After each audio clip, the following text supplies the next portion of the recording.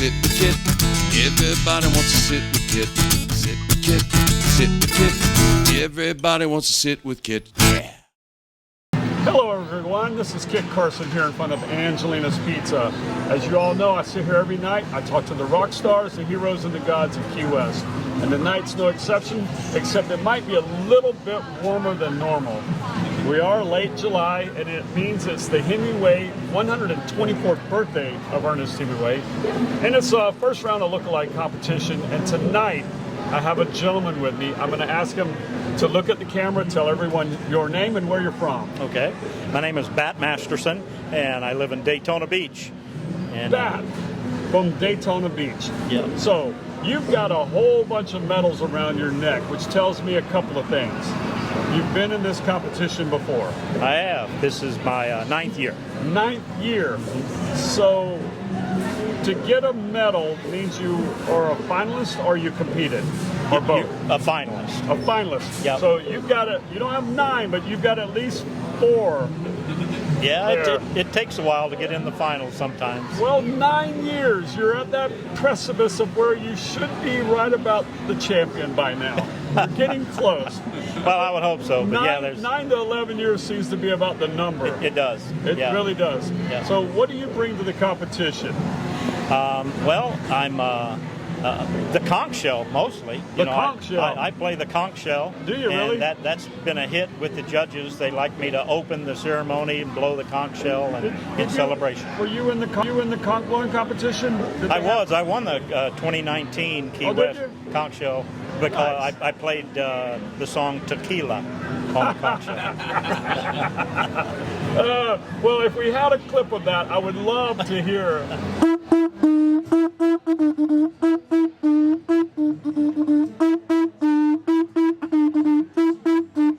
Tequila! Okay. That'd be awesome. So, Daytona Beach. Were you born and raised there? No. We actually lived down here in Key West. I retired out of the Army and retired out of corporate aviation out of Illinois, and we moved down here in 2011 and lived on a boat for a while, and then moved on shore for a while. 2011. Okay, gotcha. And so we lived here until 2021. And now? So we left here and moved up to Daytona Beach. Okay, I got you. But we come here multiple times a year. We love Key West, and we vacation here. So a couple of times. this is your big week, the Hemingway week. It is. So let's just talk about Hemingway for a few minutes. Were you a fan of Hemingway? Growing up, or did it happen later in life? Actually, no. Early on, I was not. I mean, you had the required reading in school and things like that. I didn't like any of them. And honestly, Hemingway is not a happy ending kind of guy in a lot of his stories. He tells adult story, not adult, but he tells adult-themed stories and a lot of tragedy in his books and stuff. And at an early age, I didn't care for that. I didn't like it either. I like his short stories. Right. Maybe it's my short attention span, but I love his short stories. But some of his novels, kind of. But his life of adventure is what a lot of us get into. What part of his life did you find the most fascinating?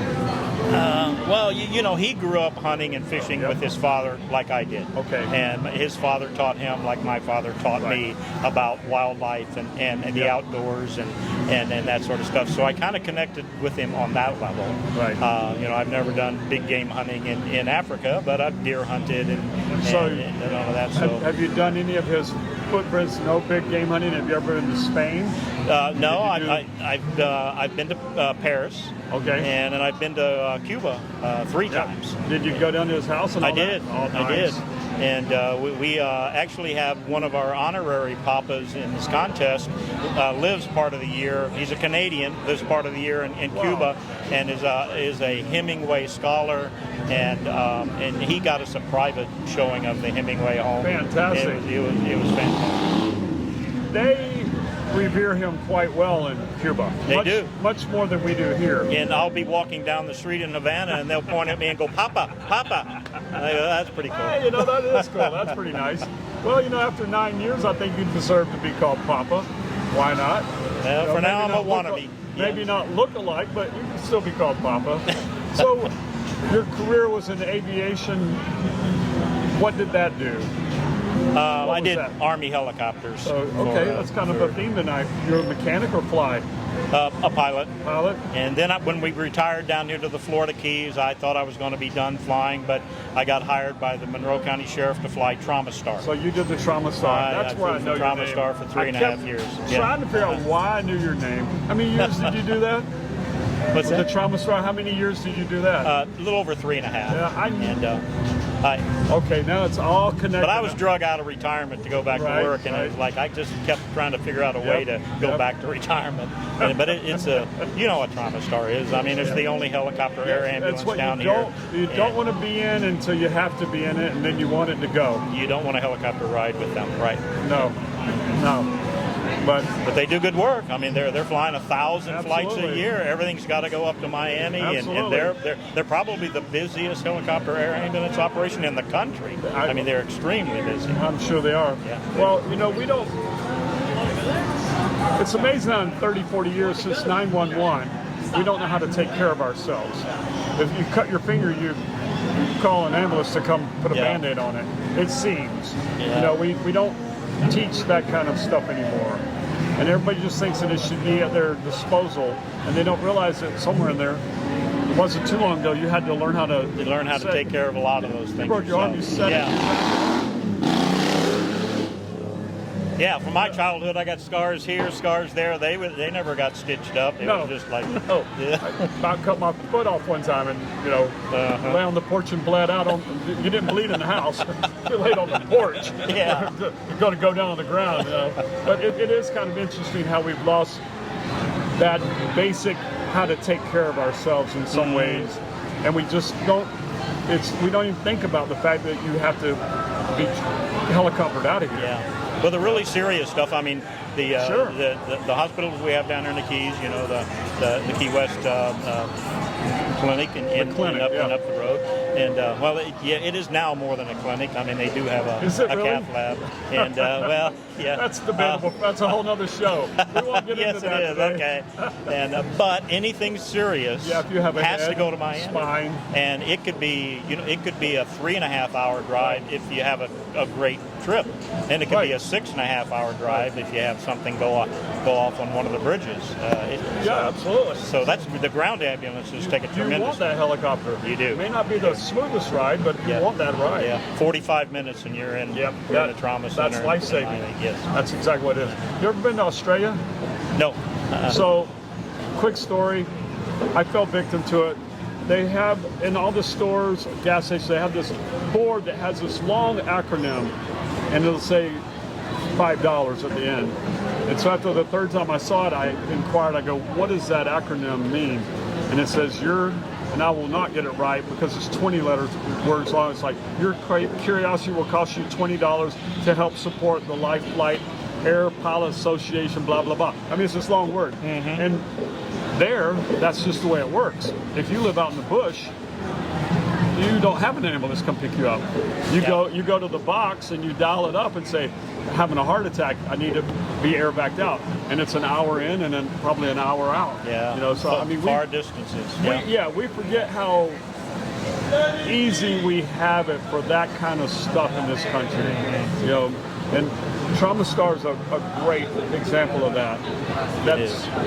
Yeah, it's a great outfit. It really is. The flight nurse, the paramedics are Monroe County firefighters. Right. And then the flight nurses are very experienced flight nurses. They have years of experience in ICU and emergency rooms because they're it. For that 45-minute flight. They are. They're it. They are for that patient. For 45 minutes. Yeah, well, that's a great thing, and it's a pleasure to meet you. I've heard the name, and now it all makes sense. When I was talking to you, I'm like, why does his name keep ringing a bell? Well, I'm going to get back over here, and hopefully, I'll get in the finals. So, what is your next schedule? You're up there tonight. Tonight is round one? Yep, I'm finished with my round one. Okay, and so you're done with that? I'm done for tonight. If I get in the finals, I'll come back on Saturday. Now you've got to go over and impress the judges, butter them up a little bit, light their cigar, buy them a drink, whatever. Well, it's been a pleasure. I'm so glad you came. And we try to tell everyone Don't be a one and done. If you're ever back in town and you see us over here, please feel free to come sit and talk to me. Tell me another story, because I know you've got some stories. Now that I know a little history. Maybe a few. I know you've got 12 that you can tell, and 12 that you probably shouldn't. So we'll save that for the next time, but before you go, I got to remind everyone to subscribe to Sit with Kit, like our channel, share our channel, comment. Matt, it was a pleasure. Same here. One last question. This is my only gotcha question of the day. If you were a pizza, what kind of pizza would you be? I would be a Angelina's pizza. I wonder where he got that from. You'd be an Angelina's pizza. Matt, you've been gone too long. You got to come back to Key West. I got to get back. All right, thanks again. Sir. Appreciate it. Tim, thank you. Sit with Kit, sit with Kit.